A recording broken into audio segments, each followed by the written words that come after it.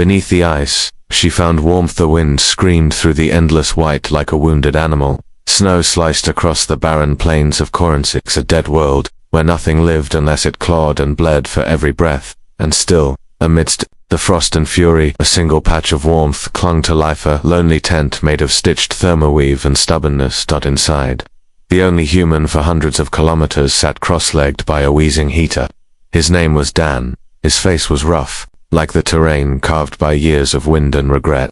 A deep scar ran down his cheek, a mark from a war no one remembered but him. His jacket, patched and faded, told its own story. So did his eyes. They didn't sparkle, they didn't burn, they just watched as the last ration pack hissed as it heated over the coil. The smell of synthetic stew wasn't good, but it was something. Don poured hot water into a metal cup and closed his eyes as the warmth seeped into his fingers. He didn't think about tomorrow, not yet. One meal left, one battery cell ticking down. One man left standing against the storm. Then something shifted. Not the wind, not the usual moaning of frozen rock. This was heavier, slower, a footstep. Dan didn't panic. He never did. He just moved, silently, the way old soldiers do when they're too tired for drama. His hand slid to his side and gripped the pulse pistol. He waited. Another step. Then, a thud. Something or someone collapsed against the tent. He crawled forward, flipped open the flap slightly and caught her before she hit the ground. She was ice and weight and silence. A girl but not human. Her skin was pale blue, threaded with glowing lines that pulsed faintly. Her lips were purple. Her eyes flickered open for a second, unfocused. Her hair, silver and crusted with frost, fell across her face. Dan didn't ask questions. He never did, not when it mattered. He pulled her in, zipped the flap shut, and wrapped her in the thickest blanket he had.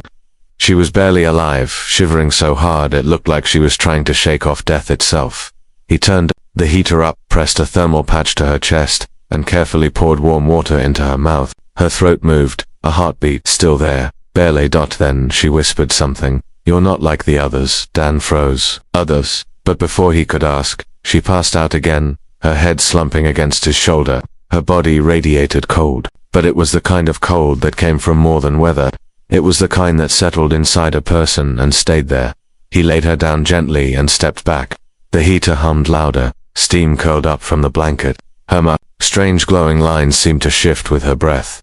Dan didn't sleep that night. He sat cross-legged across from her, staring, thinking, who was she? What was she doing here? This was Corensix. You didn't end up here by mistake. And what did she mean by others? The storm outside raged on, howling like a cursed wind. Dan watched her chest rise and fall slowly under the blanket.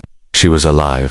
For now, that was enough. That hours later, she stirred. Her eyes opened, slowly violet, soft, glowing like bioluminescent fire. She blinked and looked around the tent, confused, then alarmed. She sat up suddenly, breath sharp. "Easy," Dan said, holding up both hands. "You're safe." She stared at him, panic still in her limbs. Then her gaze dropped to the blanket, the heater, the cup of water near her hands. Her fingers reached out, hesitant. She took the cup, sipped, her hands still trembled.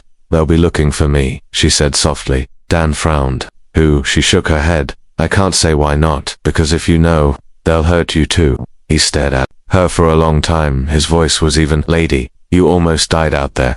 I deserve to know something." She looked down. "I escaped from a ship.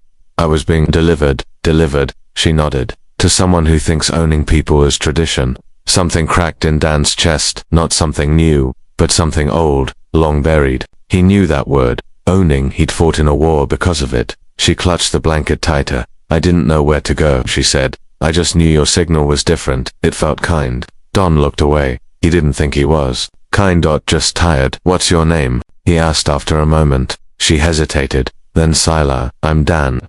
Silence again. Then she said quietly, "Please, if they come, don't give me up, not even if they offer you everything." Don looked at her. Not noble, not proud. Just scared. Seen too many faces like that before. "You're safe here," he said quietly. But even as he said it, the tent's sensors beeped. Dan turned. Outside, through the blizzard, a low-flying ship moved across the sky. Silent, searching. They had found her. Trail. Don looked back at Scylla. Her eyes were wide now, terrified. But there was something else, to trust. He grabbed his rifle. "We stay warm tonight," he said. "But tomorrow, we run." The wind screamed louder now, slamming into the tent with fists of ice. The scanner lit up again, heat signals. faint but circling. 4 of them, they were close. Dawn didn't need to say it. Scylla already knew. She sat by the heater, curled in the blanket, her lips tight. They always look, she said, until they catch what they call theirs. You said you escaped from a ship, Dan said. Were they human? Her eyes darkened. No, worse. My own people. Dan raised an eyebrow. Royal blood, she said bitterly, doesn't protect you when you disobey tradition. He sat down across from her. What kind of tradition? She swallowed. On my world, girls like me are given away. Not for love, not for choice, to bind bloodlines, to keep power inside families. Dan's jaw clenched. He didn't answer. They call it sacred, she whispered. I call it a cage. You ran, he said quietly. I wasn't supposed to survive. Out here, she admitted. Just vanish. Dan's voice was rough. Why come to my tent? Because your signal didn't feel like a trap. You could tell that, not with my eyes, she said. With silence, Dan blinked. You felt silence. Yes, everyone else broadcasts noise, threat, ego. But you were just quiet. He didn't know what to say. No one had ever described him like that before. Later that night, Dan unrolled another thermal blanket and tossed it to the other side of the tent. Get some rest, he said. We move at first light. To where? North Ridge, he replied. I've got a signal beacon there, buried, encrypted. Might bring help. Scylla crawled under the blanket. Her body still trembled, not just from cold, but from memory. She looked at Dan across the heater. You're not afraid of me, should I be? Some would say yes. I don't listen to some. That made her smile. Just a small one. But it was real. Dan slept light that night, hand near his rifle, breath calm but mind alert. That's when he heard it. Crunch. Not wind, not the storm. Footsteps. He sat up. Scylla was already awake, eyes wide. They're here, she whispered. Dan didn't move toward the flap. He whispered, stay down. She nodded, curling into the shadows of the tent. Dan crawled to the back corner, unzipped a hidden panel, and peeked through. Outside, 4 tall figures moved through the snuckle armored, not fully alien, not fully human. Royal hunters. Dan sealed the flap and looked at Scylla. They're coming, he said. She looked at him, terrified. If they see me, he added, they'll mark you too. Dan grabbed a thermal core, shoved it into a decoy coat, and waited. What are you doing? Scylla whispered. Buying us time. They'll kill you. Dan didn't answer. He just said, not before I show them what quiet really means. With that, the decoy coat rolled out of the tent flap into the storm just as the real Dan and Scylla vanished into the white, leaving behind no footprints, just fading warmth. Bloodlines, beacons, and betrayal. The wind had quieted, not vanished, just paused, like the planet itself was holding its breath. Dan and Scylla trekked across the glacier under a sky that looked too peaceful to trust. The sun, a cold blue orb, barely warmed their faces. Their boots crunched through the top layer of ice, each step erasing itself behind them. Corin 6 wasn't a place that remembered its visitors, it swallowed them. We're exposed, Don muttered. Scylla nodded, eyes scanning the sky. To open, Dan pointed to a jagged ridge up ahead. There, the cave is under that cliff, the beacons buried inside. She didn't ask how he knew, she didn't need to. They walked faster. Behind them, the horizon shimmered, not snow, not sky, movement. By the time they reached the edge of the cliff, the sun had dipped below the distant mountains and the cold returned like a vengeful ghost. Dan pulled out a small laser cutter and sliced through the crust of ice, revealing a narrow entrance just wide enough to slip through. Inside, the cave was a hollow of frozen time. Walls glittered with ancient frost. Crystals embedded in the rock pulsed with soft, natural light-trapped radiation from the sun. Caught in slow reflection. Scylla stopped. It's beautiful. Dan said nothing. He was already moving toward the far end of the cave, where a black column jutted from the ice, half buried, frosted over. The beacon.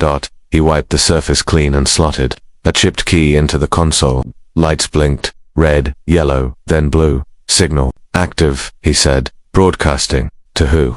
Scylla asked. Don glanced at her. Anyone listening. Her jaw clenched. And if they're not friendly, then we run, he said. Again, she stared at the beacon. I'm tired of running, so am I, Don whispered. They built a fire reel, chemical-fueled, fed by emergency gel packs. It cast flickering light across the ice walls, turning the crystals amber. Dan sat on a flat rock, nursing a bruised shoulder. Scylla crouched beside him, carefully applying a heat patch to the injury. I didn't realize how badly you were hit, she murmured. Fine, Dan said through gritted teeth. It's not. He didn't answer. You're not used to being helped, are you? She asked. He looked away. doesn't usually last. She didn't say anything at first. Then quietly, I used to think I'd be safe once I got out. That once I escaped the ship, once I found a place to hide, it would all go quiet. Dan glanced at her. But it doesn't go quiet, she continued. The fear just changes shape. It sits beside you. It eats with you. It sleeps with you. He nodded. Fear's a parasite. Scylla looked up at him. But you were not afraid of them. Even when they found the tent, you didn't panic. Don shrugged. Fear doesn't stop them, just makes your aim worse. She smiled faintly. I think you're the strangest person I've ever met. Good, he replied. Means I'm hard to replace. Later, when the fire burned low, she broke the silence again. I wasn't supposed to choose anything, she said. Not where I lived, not who I was, not even what I believed. Dan said nothing, just listened. They call it heritage, she continued. Duty to the bloodline. But it's just ownership, dressed in gold. She paused. I was supposed to be paired with a man I'd never met. Not a partner, not a friend, just a symbol, a contract. Her voice broke slightly. My genetics are rare, ancient, traced back to the first line of queens. That makes me valuable, not to people, to systems. Dan looked at her. You're not a system, he said. You're a person. Scylla met his eyes. You keep saying that, because it's true. No one ever said it to me before. He leaned forward, elbows on his knees. I'll say it every day if I have to. She looked away quickly, blinking fast. Her hands trembled slightly in her lap. Don't, she whispered. Don't, what? Don't make me hope. Dan's voice was quiet. I'm not making you do anything, I'm just ... here. Then the cave trembled. Not from storm. From sound. Dan grabbed his scanner. The signal flashed red. Low orbit contact, he said. One ship. Heavy class, not Boncraft Royal. Something else. Scylla looked up. Then who? Before Dan could answer, a silhouette dropped into the mouth of the cave. Quiet, precise, black armor. Human badge across the chest. Dan's blood froze. The figure removed their helmet. Blonde hair, sharp eyes, scar across one cheek. Don whispered Rhea. Scylla looked between them. Who is she? The woman's voice was cold. I'm the one who watched him walk away from a mission that could have saved hundreds because he wanted to protect 3 children. Don stood slowly. His pulse hammered in his ears. I thought you were dead, he said. You left me, Rhea replied. You turned your back on command, on me. Scylla moved closer to Dan, uncertain. She's a bounty hunter, he said. One of ours, ex-Union, trained. Rhea's voice was sharper now. And now you're protecting a runaway with royal blood. Dan, what the hell happened to you? Dan clenched his jaw. I found something worth saving. Rhea raised a small divisor command stick, glowing red. So did I. They paid me to return her. Alive. Scylla stepped back. You won't touch her, Dan said. Then you're in the way, Rhea snapped. Blaster. Fire exploded in the cave. Dan shoved Scylla behind a column of ice and returned fire. Rhea moved like a ghost, fast, deadly, silent. Don took a shot to the arm, spun, and dropped his weapon. It clattered across the ice. Scylla shouted, you can't beat her like this. Dan gritted his teeth, crouched behind cover. Wasn't planning to. He tapped the floor twice, an old signal. A memory. Scylla's eyes widened. There was a tunnel, a back escape, hidden under the cave's edge. Dan dove toward it. Rhea advanced. Scylla raised her sidearm with shaking hands. Don't, Rhea warned. You shoot me, and you'll start a war. They'll come for both of you. Scylla's grip tightened. I don't care anymore. I'm done running. Rhea frowned. You'd betray your own kind for this. Human. Scylla didn't blink. No, I'm betraying the system that tried to own me. Dan, bleeding and on one knee, whispered, you don't have to do this. She looked back at him and smiled softly. Yes, I do. Scylla aimed a not at Rhea, but at the ceiling. Dot fired. Ice cracked. Snow fell like a curtain. Rhea stumbled at Don, grabbed Scylla's hand. Run. They dashed into the side tunnel as the cave partially collapsed behind them. Rocks sealed the entrance. The light from the beacon flickered, then vanished. Rhea stood alone in the ruined cave, shoulders trembling with something else. Regret. Outside. The stars burned silver over the ridge. Dan and Scylla collapsed beneath a fractured glacier wall, breaths fogging the air. Dan clutched his bleeding arm. Scylla tore open a med patch and pressed it to his wound. She was your partner, she asked. More than that, he muttered. Once, do you still care? Don looked at Scylla. Not like I care about you. Her hand tightened around his. Then don't leave me, she whispered. I won't, he said. Not again. Above them, a transmission sparked through the sky. Commander to all retrieval squads. Target escaped. Beacon deactivated. Prepare full planetary lockdown. We take them both. Or burn the planet. The snow remembers nothing. The storm swallowed them like a ghost devours breath. Don moved first. Steps deep, but deliberate. His rifle strapped tight across his back. His shoulders hunched forward to shield against the wind. Behind him, Sela followed. Her thin frame wrapped in the blanket, now dusted with ice.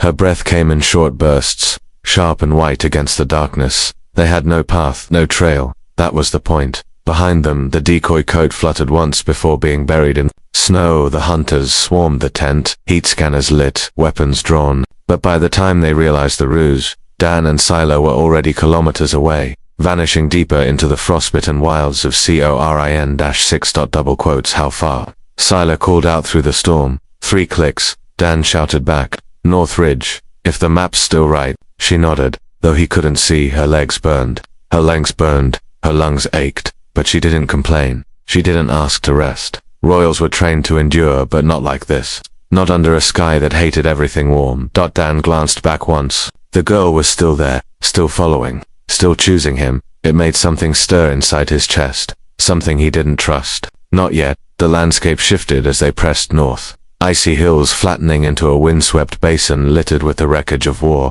Bent steel beams rose from the earth like dead fingers.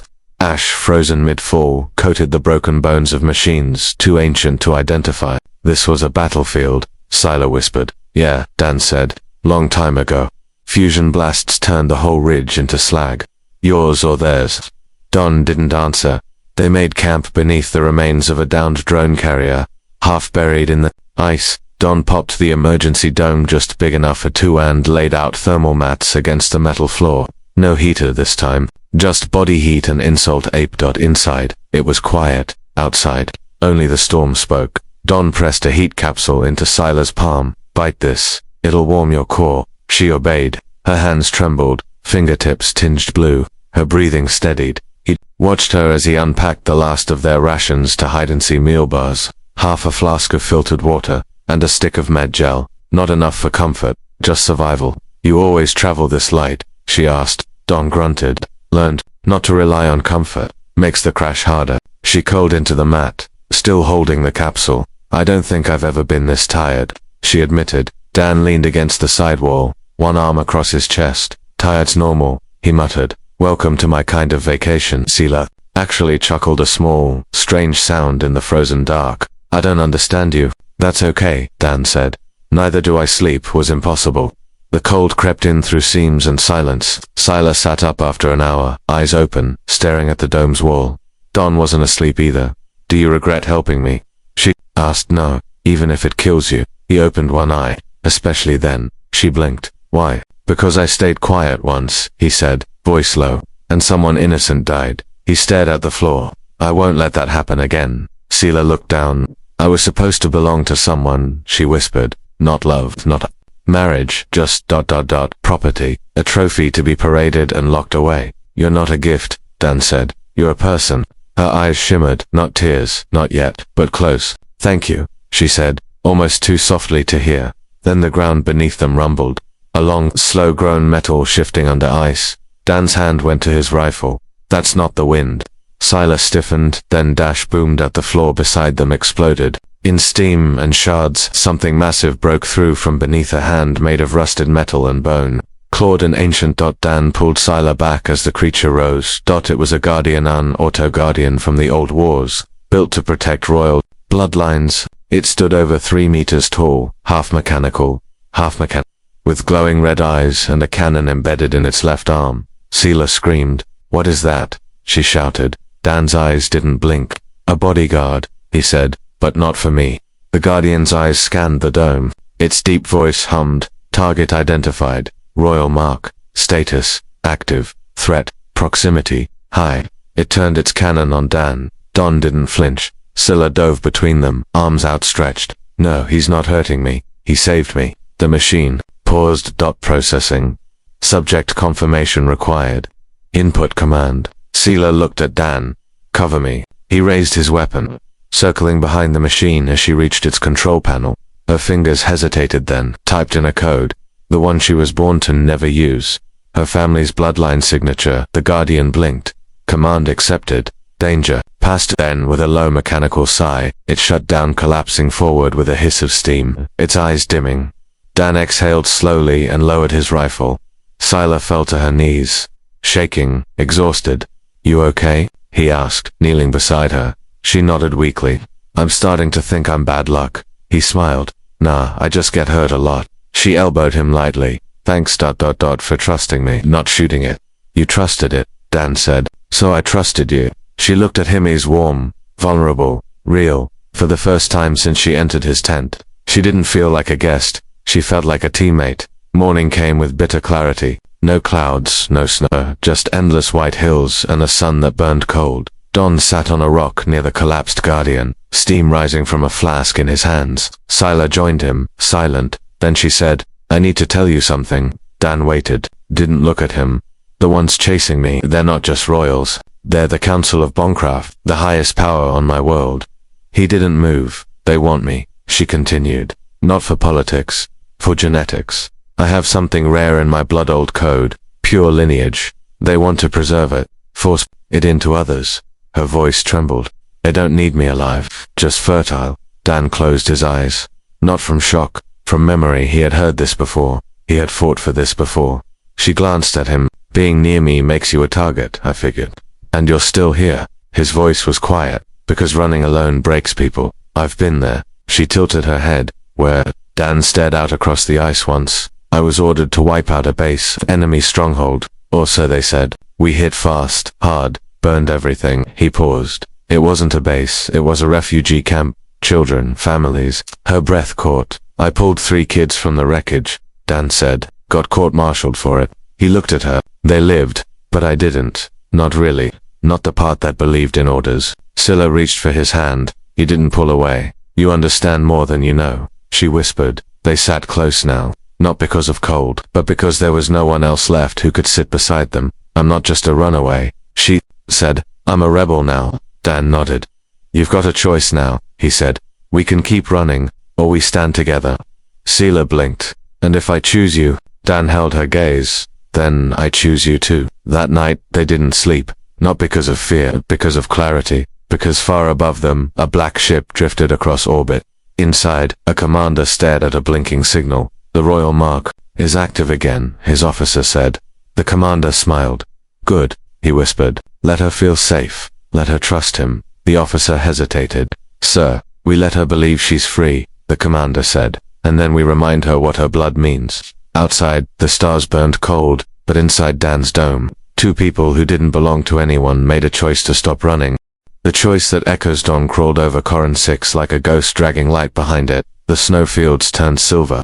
The clouds broke into ribbons.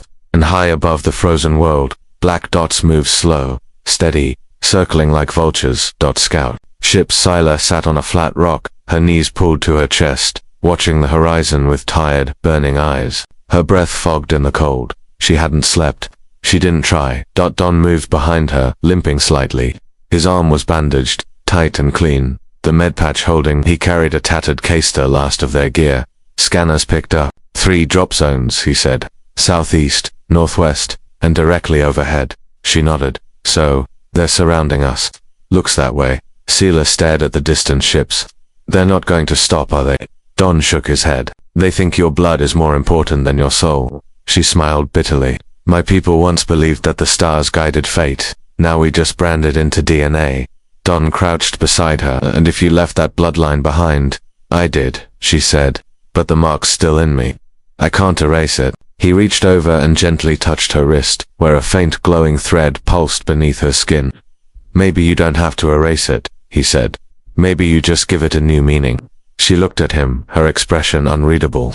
Then, she leaned her head against his shoulder, just for a moment. They reached the ridge by midday. Dan's encrypted signal post, an old emergency beacon buried under 2 meters of ice, hidden behind a jagged overhang. Together, they chipped through layers of frost until the antenna blinked weakly back to life. Don keyed in the override. The beacon pulsed, broadcasting again, but this time, not just a distress signal, a message. He handed Scylla the transmitter. Should be the one to say it. She looked confused. Say what? Your story, your voice, not as a runaway, not as a royal, just as you. Scylla hesitated. Then she turned on the mic. Her voice was soft but steady. To anyone listening, this is Scylla of the Boncraft bloodline, and I'm done being silent. I was supposed to be delivered, owned, erased. But I chose something else. I chose freedom, I chose to run, and now I choose to speak. She paused, glancing at Dan. If they silence me, let this message live. Not because I'm royal, but because I refuse to be a crown. Dan stepped beside her. This is Dan, former soldier, survivor of the Ninth Rift War. I walked away from killing to save 3 lives, and now I stand for 1 more. He looked at Scylla, then into the sky. If they come for us, let them come. But they'll know this: we didn't fight to win. We fought to mean something. The signal uploaded, bounced to satellites still drifting in orbit from forgotten wars. And somewhere out there, someone heard it. Scylla found Dan hours later, sitting on the edge of the ridge with a long metal rod resting across his knees, a weapon from another time. Long, simple, brutal. He didn't look at her. The air's too still. He said, feels like a trap. She sat beside him. What are you thinking? I'm thinking they won't send hunters this time. They'll send judges. She frowned. Judges, Don nodded. Elite enforcers. The kind who don't talk, just decide. And if they decide we're not worth keeping alive. He didn't answer. Instead, he pointed at the sky. A low hum rolled across the wind. Shadows spread across the ice. Dropships, 6 of them descending in formation. Looks like we're out of time, Don muttered. They didn't run. They didn't hide. They stood on the hill just above the beacon. Dan and Scylla stood side by side, weapons slung across their backs, but hands empty. The wind lifted Scylla's silver hair. Her glowing lines pulsed faintly under her skin. Dan looked like a ghost carved from the frost-weathered, silent, unshaken. The ships landed with precision. Doors hissed open. Out marched 20 armored soldiers, all wore black. Their helmets glowed red. And at the front, an officer in a long coat, no helmet, eyes sharp as shattered glass. He carried no weapon, but he didn't need one. Step away from the girl. He called. Don didn't move. No. The officer blinked slowly. You know what she is. I know what she's not, Dan replied. She's not yours. She's marked. Dan nodded. And she's free. The officer raised one hand. The soldiers aimed. Scylla stepped forward. I'm not going back, she said clearly. Not in chains. Not in silence. The officer tilted his head. You don't have a choice. I do now, she said. Behind them, the beacon pulsed, still broadcasting. The officer's lips curled. Your story means nothing, then. Why try to stop it? Dan asked. The officer hesitated, then said, you'll be erased. Dan shrugged. Then erase us. He reached down and took Scylla's hand, and that was when it happened. One of the soldiers quietly, without command, removed his helmet.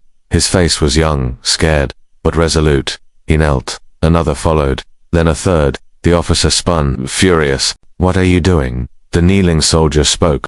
She spoke truth. She is treason. The officer barked. She is a voice we haven't heard in generations.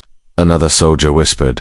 The officer's hand moved toward his belt. Dan didn't wait. He stepped forward, slow but firm. Call off the strike, or I swear your name will be the next one remembered for silence. The officer's eyes locked with Dan's. Then, slowly, he lowered his hand. He turned without a word and walked back to his ship. One by one, the soldiers followed, some hesitantly, some glancing at Scylla with something like awe. The ships lifted, engines roaring, and then, they were gone. Don stood stunned. Scylla looked at him. Did that just happen? He nodded once. Not all wars are won by fire. She looked at the soldiers' footprints fading in the snow. Or maybe, she said softly, some wars are won when someone just stops following orders. Weeks passed. A camp rose where the beacon stood. Not a base, not a palace. Something smaller, quieter, shelters made from old supply crates. Heaters pulled from broken drones. Families arrived, runaways, deserters, refugees from 100 forgotten corners of the galaxy. Don fixed machines. Scylla taught children how to read maps and build signal devices. She never wore a crown. Dan never wore medals. They didn't need to, because the people who arrived didn't need rulers. That they needed warmth, they needed choice, they needed silence. And every time someone new came through the white, shaking, lost, broken by chains or frost, Scylla would meet them at the edge of the hill, her silver hair caught in the wind, and she'd say the same thing every time. You're safe here. I know what it's like to be cold. But here, there's more than just heat, there's freedom. And far above, still drifting in the Black Sea between stars, that message, their message, kept playing. A girl who chose her own fate, a soldier who chose to protect instead of obey, and a galaxy that, for the first time in centuries, was finally listening. The quiet between storms. The camp didn't appear on any map, that it didn't have a name, it didn't need one. But for those who found it, those who crossed frostbitten plains or tunneled through ashlands or followed that strange beacon humming with defiance, it was the first place in a long time that felt like home. Dan built the first shelter with his bare hands. Scylla fixed the heating coils with wires scavenged from a dead drone. And slowly, quietly, the camp grew. No banners flew. No titles were spoken. No one cared about bloodlines here. All that mattered was warmth, food, and listening when someone spoke without being afraid. Scylla sat outside one morning, sharpening a small blade Dan had made her. The sky above was clear, for once blue, stretching out like a calm sea. A rare day with no patrols, no signals, no running. She watched two children chasing each other through the snow, one with small horns, the other with mechanical legs. They were laughing. She smiled. Dan walked over, wiping grease from his hands. "Solar panels are up," he said. "We'll have enough power to run the perimeter grid and the heaters for the week." "Good," she said. He handed her a steaming cup of synth coffee. She took it, grateful. "You didn't have to fix the antenna by yourself," she added. Don sat beside her on the bench made from old mining crates. "Didn't want you up there. Wind's brutal today. I've survived worse." "I know," he said. "But you don't have to anymore. Not alone." Scylla turned toward him. Her silver hair glowed faintly in the light. Her eyes were softer these days, less guarded. "Neither do you," she said. Dan looked out over the camp, then at her. "You ever think about after what? This, the camp, the hiding, the signal?" He paused. "If peace ever stays long enough." She breathed in the cold air, then exhaled slowly. "I do," she said. "I think about green hills, a house with real wood, a place where my skin doesn't glow like a target." He chuckled softly. "That's ambitious." She smiled. "You asked." Don grew quiet. "You'd leave." "I'd bring you," she replied instantly. He looked at her, surprised. She didn't blink. "I'd go nowhere without you." Later that night, the children gathered around a central fire pit. Dan sat with his back against a supply box, running diagnostics on a pulse shield. Scylla told stories, legends from her world, but she twisted them, softened them, rewrote the endings, in her versions. The girls didn't get locked in towers or promised to tyrants in her stories. They ran, they escaped, they built something better, and the children listened with wide eyes. One small boy raised his hand. "Is that what you did?" Scylla glanced at Dan, who was pretending not to listen. "Yes," she said. "I left a tower, and I found something better." "What did you find?" She smiled gently. "A man who didn't ask me to be anything but myself." That night, in the silence of the main cabin, Dan sat across from her, sharpening his knife. Scylla sat near the heater, wrapped in a patchwork blanket. Her hair was damped from melted snow. "You ever think they'll try again?" she asked. He looked up. "The Royals." She nodded. He tapped the blade on the floor twice. "They never forget a prize they've already paid for." She looked down at her hands. "Then we're not safe." "No," he said. "But we're not alone either." He stood, walked over, and crouched in front of her. "I need you to know something," he said. She tilted her head. "If it ever comes down to a choice between saving myself or standing for you, I won't run." Her voice shook. "Dan, don't." He reached up, gently touching her face. "No more running," he said. "If this ends, it ends with us facing it." Her eyes brimmed with something more than fear. "You're the only thing that's ever felt real," she whispered. "Then stay real," he replied. "With me." She leaned forward and kissed him, soft, uncertain, but true. And when they pulled apart, the world outside didn't seem so cold anymore. But peace, even in its gentlest form, is fragile. The next morning, Dan's long-range scanner lit up a flicker, a signature he hadn't seen in months. Not royal, not military, worse. The Union, a standard drop pod beacon from one of their elite recon units. Human-made, human-trained, and heading directly for the camp. Don stared at the screen. UNMOVING.SIL. Walked in, noticed his expression, and froze. "What is it?" He turned the screen toward her. "They found me." She stepped forward. "From your past?" Don nodded slowly. "Not the people chasing you," he said. "The people I ran from. They gathered the council that night, if you could call it a council. Just the elders, the healers, the builders, a few former soldiers, a few former slaves. People who knew how to listen. Don laid out the data. They'll be here by tomorrow, maybe sooner. They won't come shooting at first, but if they find me here, if they think I'm leading some kind of movement, they'll flatten us." One elder finished. Dan nodded. "Or worse, use us." The room fell silent. Scylla stood. Then we hide the camp. Evacuate if we must. We've done it before. But Dan shook his head. They'll find the signal beacon. It's been broadcasting too long. They'll track the data trail. Then what do we do? Someone whispered. Dan looked up slowly. We show them who we are. At sunrise, the pod descended sleek, silent, polished steel against white snow. It landed 2 kilometers from the ridge. No weapons deployed. Just a door opening with a soft hiss. Out stepped a single figure. Dan stiffened when he saw her through the scope. Reared again, but she didn't look like before. Her armor was cleaner. Her rank stripes were gone. Her face looked older, not an age but. In sorrow. She carried no weapon, only a sachi, or. Don met her halfway between the pod and the camp. The wind between them was soft. Just a breeze. You found me again, he said. Rhea nodded. Didn't come to bring you in. Then why? She opened the satchel, pulled out a small box. Inside, a glowing blue stone. Familiar. Sila's eyes widened from the ridge. That's a blood identifier, she whispered. Rhea set the box down on the snow. This was my last assignment. Retrieve the girl, by force, if needed. Don stayed, silent, but something changed. Rhea continued. Your message went viral, Dan. Across sectors, rebels, civilians, even royals. People listened. She looked up at him, and I listened to. Dan didn't answer. I came to say this, Rhea said.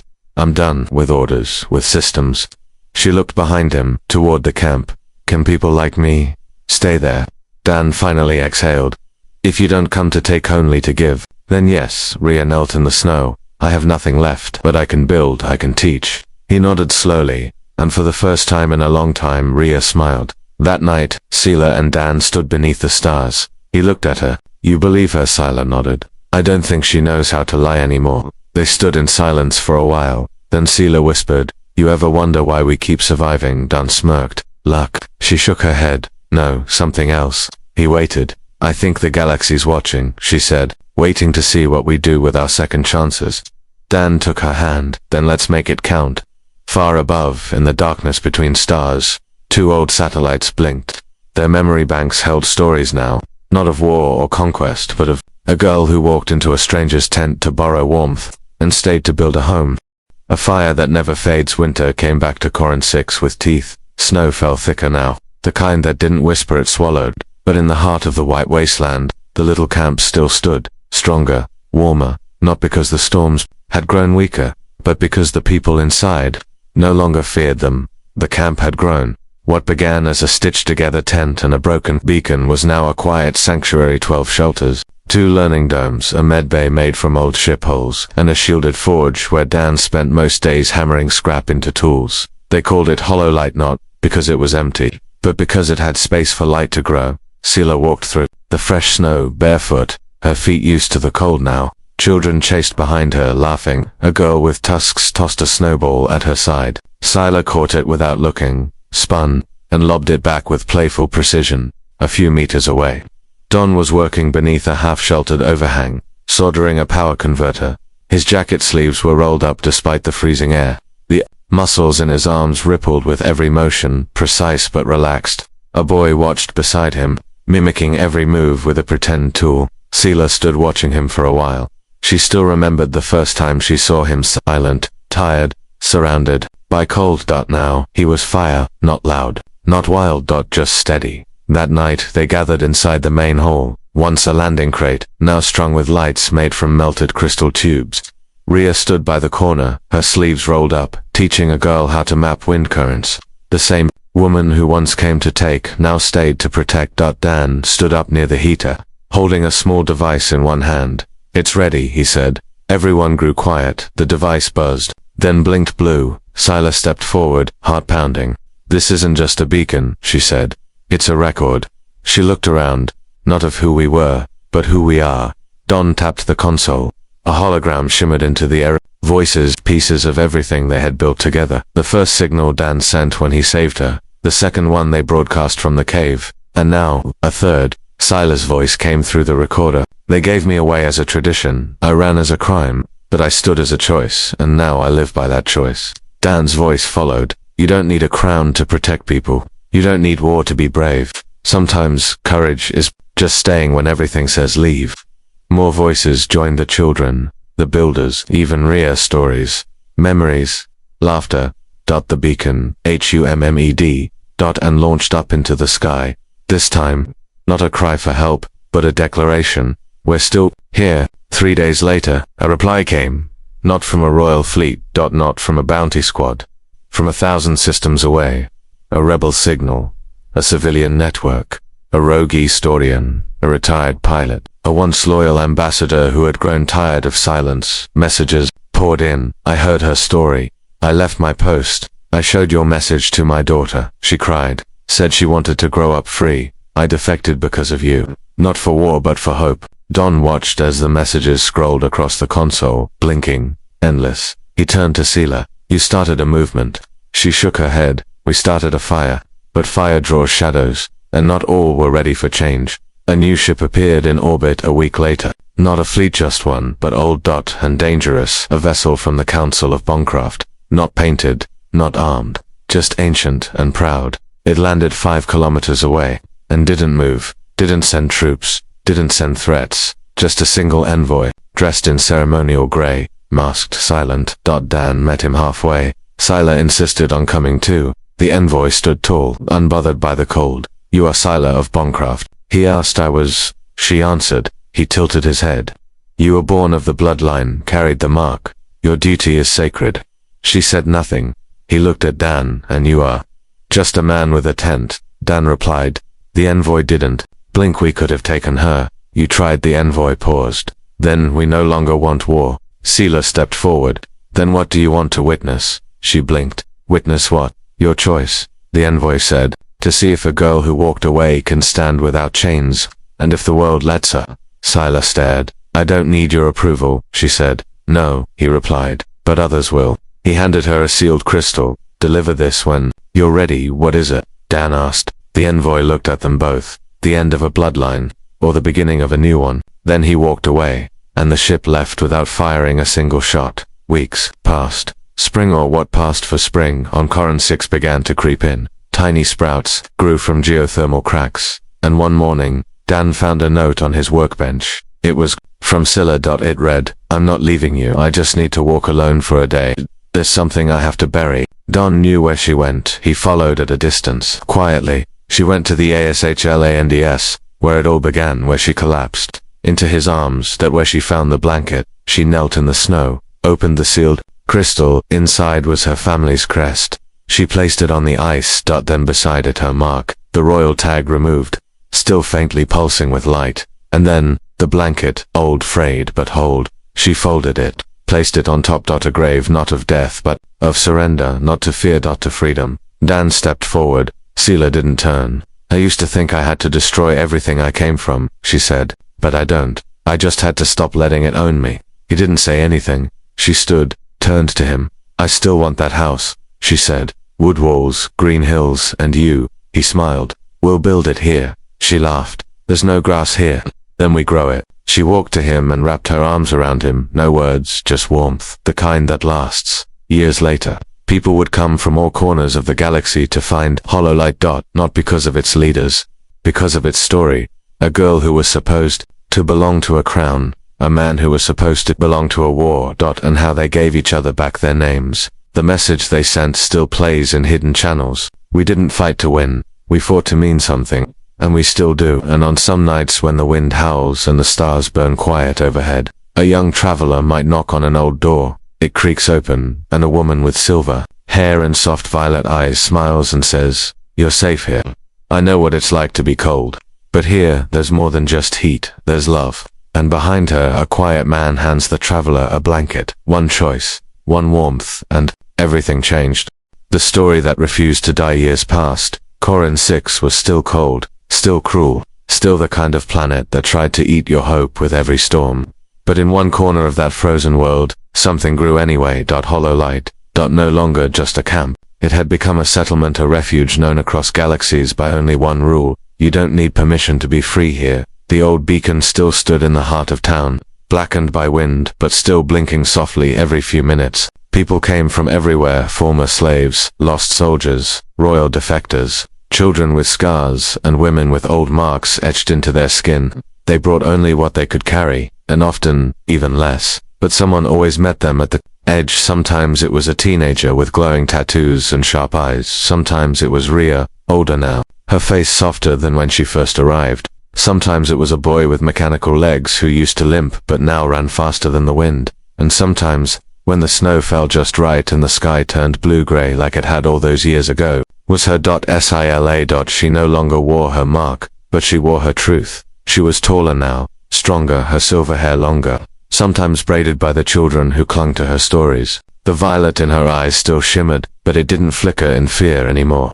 It burned quietly, steadily. On this day she stood beneath the old flagpole, where a group of new arrivals waited. Some were shy, some bruised. Some looked at her, like she was a myth. She raised her hand. "You're not here to serve," she said. "You're here to choose." A young girl stepped forward barefoot, thin, her horns barely grown.